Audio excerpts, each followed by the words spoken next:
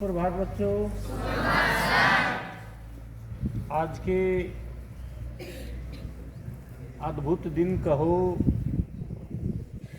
अद्वितीय दिन कहो, शानदार दिन कहो, वर्ष का श्रेष्ठतम दिन कहो, बहुत ही बढ़िया दिन कहो।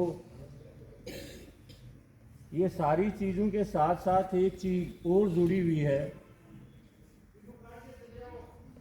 जैसा मैं पहले बता चुका था कि इस वर्ष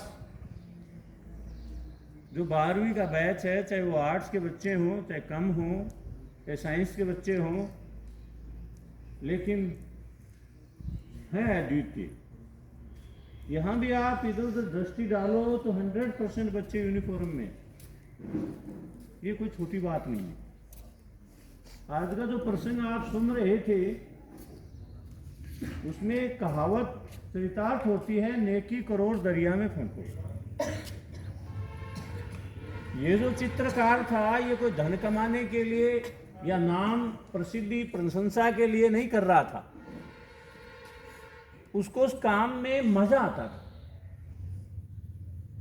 और उस आए हुए मजे ने देखो कितने लोगों को माला माल कर दिया।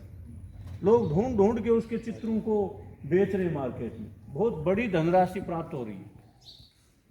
तो ये जो चीजें हैं ये हर एक के अंदर होती है। बस जरूरत है तो उसको पहचानने की है। आपके अंदर जो यूनिकनेस है, जो अद्वितीय स्थिति है, उसको आप पहचानते नहीं और जीवन को एक सामान्यतया जी करके हम लोग चले जाते हैं। अगर आपके अंदर जो बहुत शानदार चीज है उसकी आप पहचान कर लो, उस फील्ड में आगे बढ़ने लग जाओ, तो आप ही यूनिक हो जाओगे। इसीलिए हमने पिछली साल से विदाई पार्टी नए रख करके उसका नाम ही क्या रख दिया, यूनिक डे रख दिया, अद्वितीय दिन। और आप विचार करोगे तो वो है भी। 11 तक के बच्चे हैं, उनके बड़े भाई बहन आज यहाँ से संस्था से विदा ले जाएंगे। आज वो एक जीवन के नए क्षेत्र की ओर बढ़ने के लिए तैयार हो जाएंगे। कोई कॉलेज में जाएगा, कोई यूनिवर्सिटी में जाएगा, कोई IIT करेगा, कोई नीट करेगा। इस प्रकार से वो एक दहलीज को पार करके एक ऊंची सीढ़ी की ओर आज बढ़ना शुरू हो जाएंगे। लेकिन जैसा प्रिय बच्चों आपको बताया गया है कि आपको जो दुनिया डरती है उस चीज से आपको डरना नहीं है, क्योंकि आप शेर हो। और शेर यूं ही जंगल का राजा नहीं होता है, उसमें वो सारी चीजें होती हैं, इसलिए वो जंगल का राजा बनता है। मैं इस संसार को जंगल तो नहीं कहूंगा, लेकिन इस संसार रूपी परिवार के आप बड़े भारी योद्धा बनोगे और इस संसार को बदल डालने में आप सक्षम होगे। और जब आप उस काम को कर रहे होगे तब आपको पता चलेगा कि वास्तव में हम थे कुछ और समझ कुछ और बैठे थे अपने आप। हमारे अंदर बड़ी गजब की पोटेंशियल थी, हमने छोटी छोटी चीजों का ध्यान रखा, इसलिए आज हम यहाँ हैं। छोटी चीज क्या हो सकती है? जीतना चाहते हो तो डरो ही मत, लड़ो ही मत, समझ रहे हो ना? लेकिन उसका उल्टा अर्थ नहीं लगाना है। जीतना हमें तो आतंकवादी आए हुए हैं, हमें तो गुरुजी वाली बात याद रखनी है, जीतना चाहते हो तो लड़ो ही मत, वहां बख्शो मत। वहां आतंकवादी को देखते ही हमारे वेद शास्त्रों में भी है, किसी के घर को जला लेता है, किसी का अपहरण कर लेता है, या इस प्रकार के अपराध को अंजाम दे देता है, किसी की हत्या कर देता है, किसी के यहाँ चोरी कर लेता है, देखते ही मार दो उसको। उसको बोलते थे वध करना, वो हत्या की श्रेणी में नहीं आता।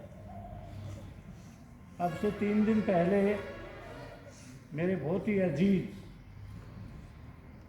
कर्नल राजेंद्र ले में थे, उनके बारे में मैं थोड़ा आपको बताता हूँ। 1999 में उनको कमीशन मिला था कमीशन मिलने के बाद में उनकी पोस्टिंग हुई थी कश्मीर में। आपने शहीद प्रदीप शर्मा का नाम सुना होगा, वो भी उस समय मेजर था और राजेंद्र भी उस समय मेजर था। उस समय आतंकवाद चरम सीमा पर था कश्मीर के अंदर। तो 5 आतंकवादी थे, उन्होंने मुठभेड़ के अंदर मेजर प्रदीप शर्मा को शहीद कर दिया। और यही 5 आतंकवादी कुछ ही दूर आगे जब निकल रहे थे जंगल में से, ये किसके हत्थे चढ़ गए? कर्नल राजेंद्र, जो आज कर्नल है, उस समय मेजर था। 4 को उड़ा दिया, गन में बुलेट नहीं थी, पास में ही मरे हुए अपने दूसरे सैनिक साथी की बंदूक लेकर के 5 को उड़ा दिया। और उनको इस एवज में मिला शौर्य चक्र, जो शांति काल का भारतीय सेना का परमवीर चक्र कहलाता है। प्रदीप शर्मा को मरणोपरांत मिला शौर्य चक्र और राजेंद्र को जीते जी मिला। और अब्दुल कलाम ने 2005 में उनको शौर्य चक्र प्रदान किया। बहुत बड़ी उपलब्धि होती है एक सैनिक के लिए। परमवीर चक्र तो लगभग ही मरणोपरांत मिलते हैं। मैंने तो एक योगेंद्र यादव का नाम सुना है, उसको जीते जी मिला, 17 गोलियां लगी थी। राजेंद्र के भी बच्चों यहाँ से गोलियां निकलती थी। उसका आज भी जो कोट पड़ा है, दोनों साइड से गोलियों से वो छलनी हो रहा है, यहाँ के गोलियां गई हुई। शेर तो है, लेकिन आदमी को ये लगता है कि तू जिंदा है, कैसा मतलब उसको हुआ कि छलनी हो गया तुझे। और जो पास में उसकी जो कोट था, उसमें से रुई कॉटन होती है ना, ये निकली हुई थी बाहर। उसने सोचा शायद मेरा मांस बाहर आ गया गोलियां लगने। फिर कुछ देर बाद उसने देखा, वो बिल्कुल सुरक्षित थी। इतना ईमानदार और भारतीय सेना की बहुत बड़ी संपत्ति था, न केवल घर के लिए, बच्चों के लिए, बल्कि राष्ट्र के लिए बहुत बड़ी क्षति है, नुकसान है। वो मेजर जनरल तक अब ब्रिगेडियर बन जाता 2023 लास्ट में। उसका छोटा भाई कर्नल राजेश है, वो मई में ब्रिगेडियर हो जाएगा। और अभी उसकी कर्नल राजेंद्र की 12 साल सर्विस बाकी पड़ी थी। जनरल बन जाता तो 17 पड़ी थी, 65 तक सर्विस करता।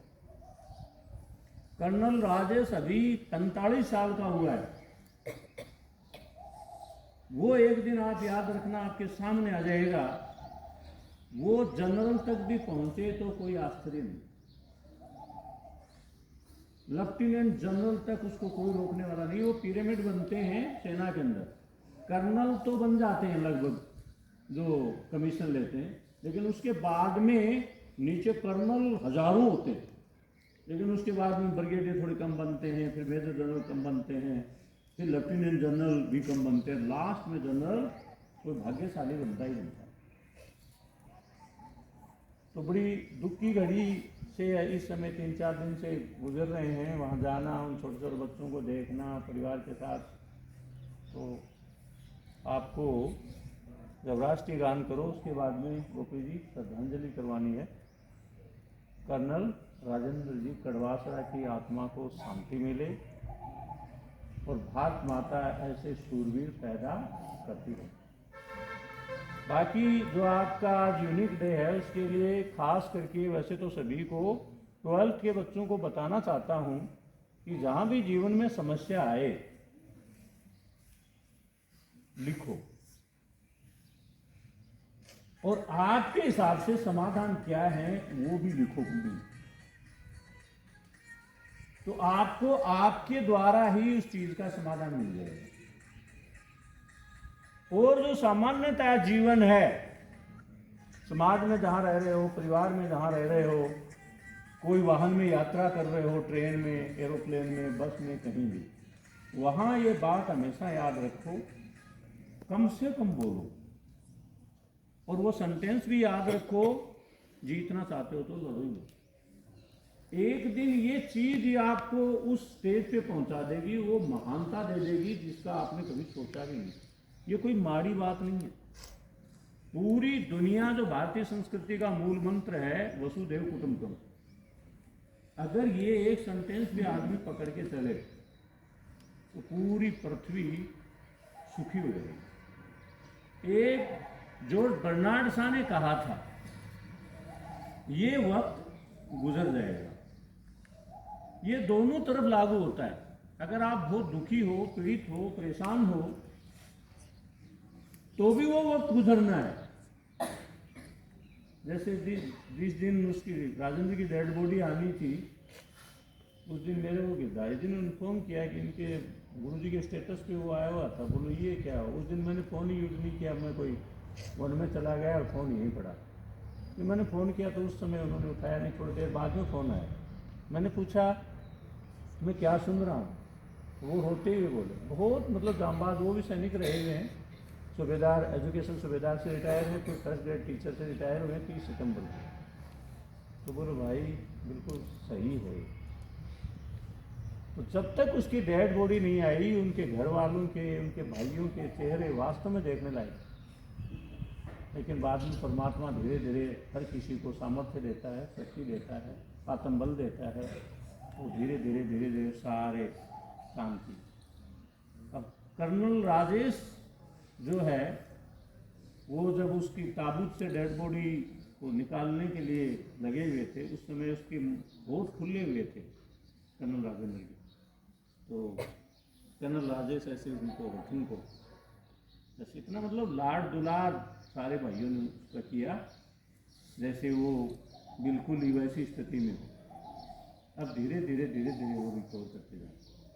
तो हमें एक अच्छा मैसेज अपने साथ लेके जाना है कि ये भी याद रखो, ये वक्त गुजर जाएगा। अगर आप बहुत ज़्यादा प्रफुल्लित हो, बहुत ज़्यादा खुशी का माहौल है, तो भी गारंटी है कि वो समय जाने वाला है।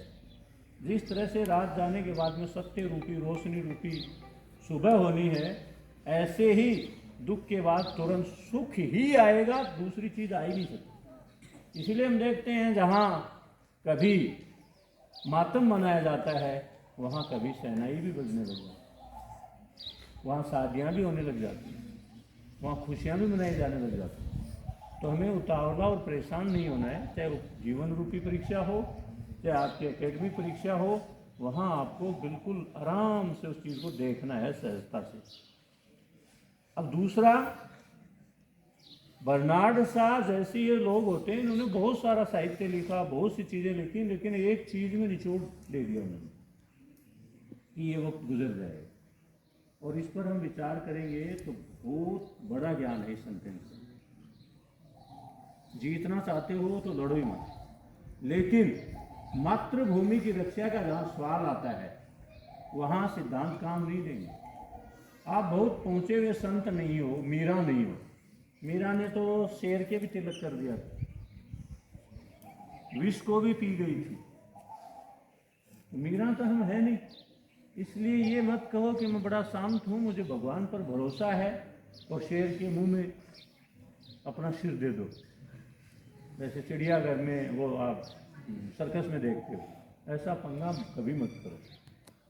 हर जीव के अंदर परमात्मा है, सर्प के अंदर भी परमात्मा है, लेकिन आप उस स्थिति में नहीं पहुँचे, उससे खेलने लग जाओ, परमात्मा है तेरे में, वो मोर लगा देगा, ले तेरे में भी है परमात्मा, स्थान कर अब यहाँ से।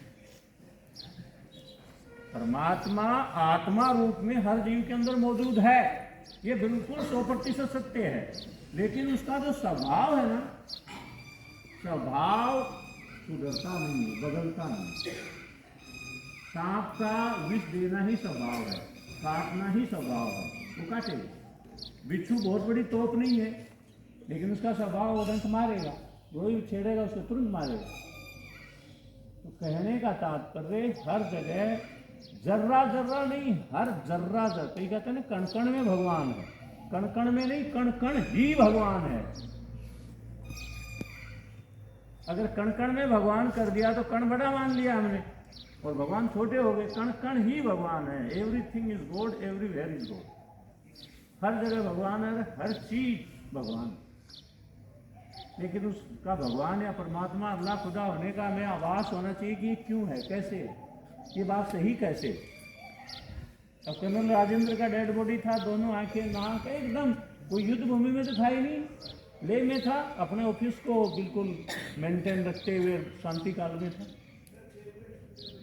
सब कुछ होते हुए उसमें क्या नहीं रहा, वो जो मूल तत्व होता है परमात्मा रूप में जो आत्मा होती है वो नहीं थी। इसलिए वो जब तक है तब तक रिंकू हमें हंसी आती है बेटा, तब तक हमें भूख लगती है, गंध आती है, स्पर्श का अनुभव होता है। जब तक वो हमारे अंदर आत्मा के रूप में है तब तक ही हम सारी क्रियाएं करते हैं। वो नहीं होता है सब मिट्टी हो रहा है। तो खा हो रहा है, खिला हो रहा है, पानी वो पी रहा है, पिलाने वाला भी वो है, सोने वाला भी वही है, जगाने वाला भी वही है। सारी चीज आप जिस दिन विचार करोगे, लिख बैठोगे, उस दिन आपको पता चल जाएगा। इसलिए नहीं तो बकवास सुनते रहोगे, भगवान को किसने देखा। बड़े भारी उपदेशक अपने देश के अंदर, किसी को छेड़ लो भगवान के बारे में तमाम तरह की डेफिनेशन दे देगा। तो जो चीज एवरग्रीन है उसके बारे में बहस नहीं करनी चाहिए। भगवान बहस से परे का विषय है। कोई कहे तुरंत उस चीज को स्वीकार करो। जहां अज्ञानी बहस कर रहे हैं, हाँ हूं करके उस बात को डिगा दो। अगर उनसे बहस कर बैठे तो आपका समय भी खराब करेंगे, आपकी मानसिकता का भी बेड़ा गर्क कर देंगे। इसीलिए कहा गया जहां अज्ञानी बहस करते हैं वहां या तो रहो मत या फिर मौन धारण करो। और ज्यादा ही पीछे पड़ रहे, हाँ तो बिल्कुल ठीक कह रहा है, उससे पिन छुड़ा दो, उसी में हमारी हो जाएगी। तो आज हम 12th के बच्चों को विदा करने जा रहे हैं। तो उनके प्रति कोई भी हो सकता है किसी के साथ बहसबाजी हुई हो छोटे बच्चों के, तो उनके प्रति कोई भी दुर्भावना आपको नहीं रखनी है। अपने बहुत अजीज होते हैं उनकी तरह ही उनके लिए अच्छी भावना हमें प्रकट करनी है। और वो बहुत शानदार युद्ध भूमि में जा रहे हैं, परीक्षा रूपी युद्ध भूमि में। वो अपने शरीर को सुरक्षित रखते हुए, जैसे सैनिक का बड़ा धर्म है अपने आप को सुरक्षित रखते हुए राष्ट्र को सुरक्षा प्रदान करें। ये नहीं कि कोई बावड़ा हो गया वो मारूंगा और पाकिस्तानी और तो उसको सल्टा देंगे, एक ही गोली का धन होता है।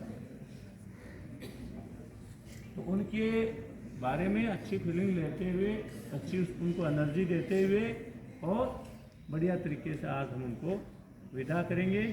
और ये संस्था हमेशा ये कहती भी आई है कि आप एक 12वीं कक्षा से विदा हो रहे हो, क्योंकि ये संसार का धर्म है, आगे का काम, आगे की प्रोसीडिंग करनी पड़ती है, इसलिए वो एक दायरा कवर करते हैं। बाकी ये संस्था है, यहाँ हमेशा आते रहते हैं। थोड़े दिन पहले अन्नू शेखावत आई थी, बोलो सर हमने जो यहाँ सीखा है हमें कहीं नहीं मिला, हम शुक्रगुजार हैं संस्था। तो कहने का तात्पर्य, जब भी जीवन में कोई भी संस्था के गुरुजन की कोई सलाह की कैसी भी जरूरत पड़े, या हो सकता है किसी के कोई आर्थिक संकट भी आ जाए, बहुत बढ़िया करने का इच्छुक हो या बहुत बढ़िया इंस्टीट्यूट में पढ़ने का अवसर मिल रहा हो, सारे दरवाजे बंद हो जाएं, कोई हेल्प करने को तैयार नहीं हो, तो ये संस्था आपके लिए सदैव काम करती रहेगी कि हमें यहाँ इस जगह जरूरत है आपकी, तो संस्था आपकी हेल्प करेगी। लेकिन बात वही है, आप दुनिया में फैलोगे, गुलाब की तरह आपकी गंध फैलेगी, लेकिन कभी भी ऐसा कोई कार्य बेईमानी का, भ्रष्टाचार का, लोभ लालच का ऐसा कोई काम ना करें जिससे वो पूछे तो पढ़ा कहाँ है। एक तो पूछे आपकी एजुकेशन कहाँ की है जी, एक तो वैसे ग्रेटिट्यूड फील करें, और एक तेरी पढ़ाई कहाँ की हुई है, जांच करके आएंगे वहाँ कैसा था स्कूल में। इसीलिए तो करेक्टर सर्टिफिकेट स्कूल का जारी होता है। सुप्रीम कोर्ट का चीफ जज भी नहीं दे सकता, स्कूल देता है, क्योंकि स्कूल को अच्छी तरह से पता होता है इसकी दिनचर्या स्कूल के दौरान कैसी रही है। बहुत बढ़िया तरीके से हम आपके लिए आशा करते हैं आप जीवन में बहुत ऊंची जो कामयाबियां हैं उनको प्राप्त करोगे और देश और दुनिया के लिए एक अमूल्य नागरिक के रूप में अपनी सेवा दोगे। इसी के साथ हम विदा लेते हैं और बाकी प्रक्रिया को करने का प्रयास करते हैं। धन्यवाद। तो 2 मिनट का मौन आप